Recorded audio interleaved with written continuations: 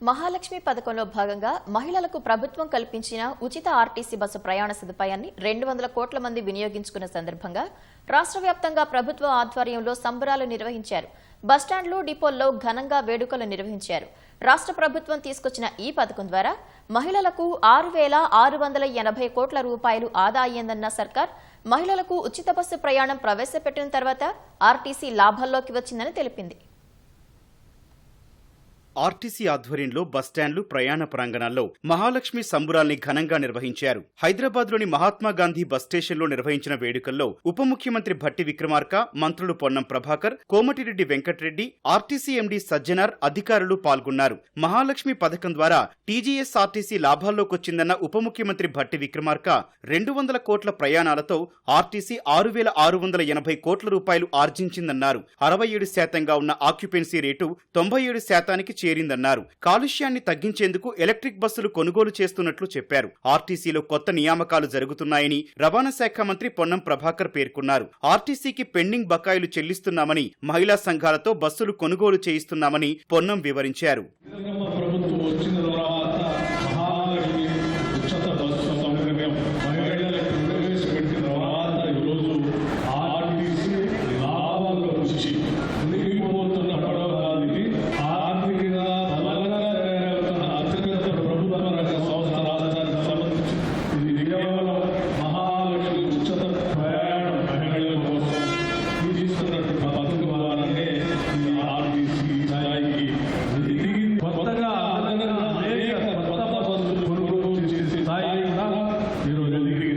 ఈరోజు 200 కోట్ల మంది మహిళలను ఉచితంగా ప్రయాణం చేసేటువంటి బాధ్యత తీసుకున్నటువంటి నా ఆర్టీసీ కుటుంబ సభ్యులకు, ముఖ్యంగా డ్రైవర్లకు, కండక్టర్లకు హృదయపూర్వకంగా అభినందన తెలియజేస్తా ఉన్నా.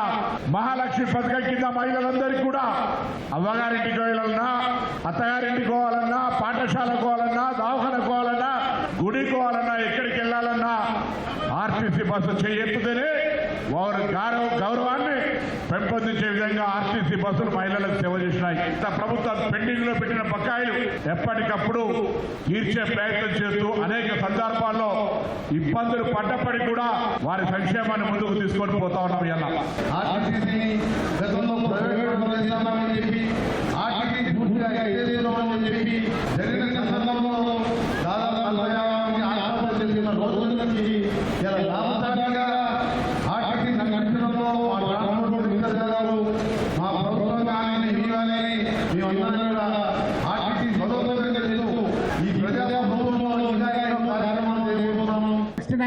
ఉన్న ఓవర్ ఈ రోజు దాదాపు 100% చేరింది ఈ స్కీమ్ వల్ల. ఇంతకుముందు మనకు 40% మహిళలు మనము ప్రయాణం చేస్తుంటే ఈ రోజు ఆ శాతము ఆల్మోస్ట్ 67.7కి చేరడం జరిగింది. 82% బస్సెస్ ఈ మహిళల కోసం కేటాయించడం జరిగింది. ఫ్యామిలీస్ అందరు కూడా 6,680 కోట్ల రూపాయలు ఆదా కావడం జరిగింది. సార్, ఇది ఒక చారిత్రాత్మక రోజు.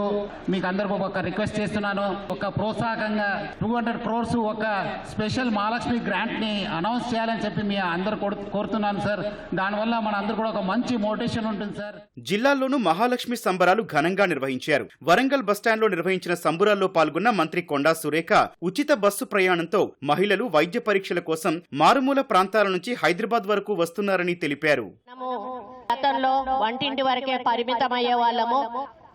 బస్సులను ఆడవాళ్ళకు రెంట్కి ఇచ్చి, మహిళా సంఘాలకు ఇచ్చి వాళ్ళను మీరు నడుపుకోండి, మీరు బాగుపడండి అని చెప్పి బస్సులను కూడా మనకు రెంట్కి ఇస్తా ఉన్నారు. ఇప్పుడు మనం ఓపెన్ చేసింది కూడా ఒక సంఘానికి ఇచ్చినటువంటి బస్సు ఈ రోజు మనం వాళ్లకు హ్యాండ్ ఓవర్ చేస్తా ఉన్నాం. సీఎం గారికి కూడా చెప్పాను, ఆర్ఎం గారితో డిపో మన వై ఆఫీసర్లతో మాట్లాడి పట్టణంలో ఉన్నటువంటి సమాఖ్యలకు కూడా 5 బస్సులు మా నియోజకవర్గంలో ఏర్పాటు చేయమని చెప్పి కోరాను. మహాలక్ష్మి పథకం ద్వారా ఉచిత ప్రయాణం మహిళలకు దక్కిన అసలైన గౌరవమని కరీంనగర్ జిల్లా కలెక్టర్ పమేలా సత్పతి అన్నారు. కరీంనగర్లో నిర్వహించిన వేడుకల్లో కలెక్టర్ పాల్గొన్నారు. నిజామాబాద్, మెదక్లలో నిర్వహించిన వేడుకల్లో కలెక్టర్లు పాల్గొని ఆర్టీసీ సంస్థ నిర్వహించిన వ్యాసరచన పోటీల్లో విజేతలుగా నిలిచిన బాలికలకు బహుమతులు ప్రదానం చేశారు. పలువురు మహిళా ప్రయాణికులను, ఆర్టీసీ సిబ్బందిని సన్మానించారు.